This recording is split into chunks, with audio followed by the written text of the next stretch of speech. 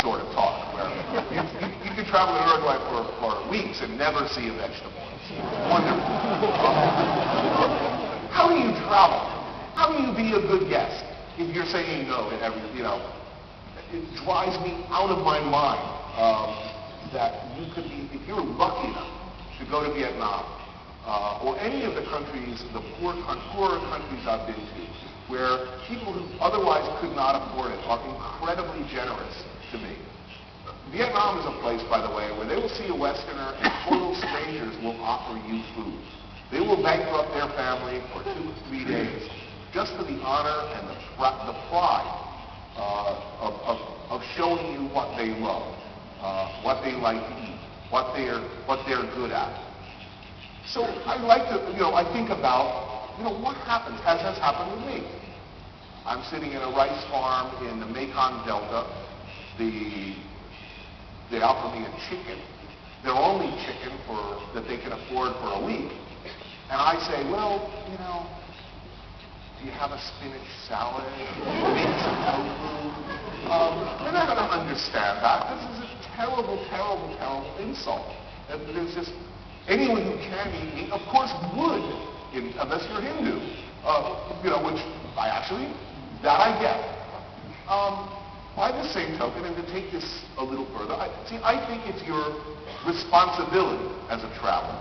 If you are fortunate enough to see the world, I think it is your responsibility to eat outside of your comfort zone. I think given a choice between violating your own deeply held principles about, for instance, what is a pet and what is food, I think it is better to violate your own deeply held principles than to be rude, than to be a bad guest. Now, I like puppies. I like cats.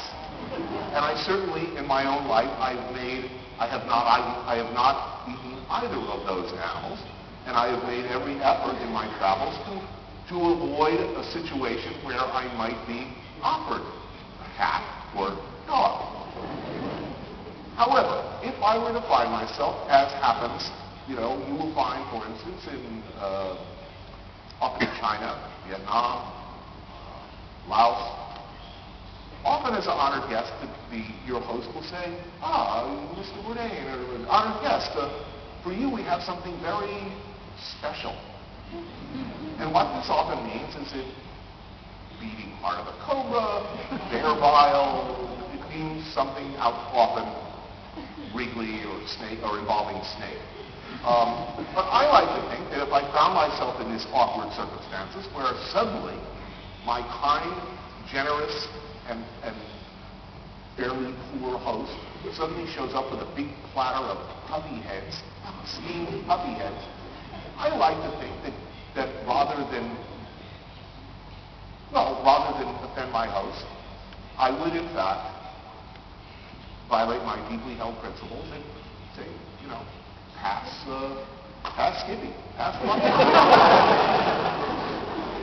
Now, this is all a very good theory. In practice, it can get difficult. In addition to sort of having to eat meat and eat outside of your comfort zone as you travel around the world, drinking lots of the local indigenous beverage is very important. Now, I may look like, well, let's put it this way. One of the reasons why I think the show that I do is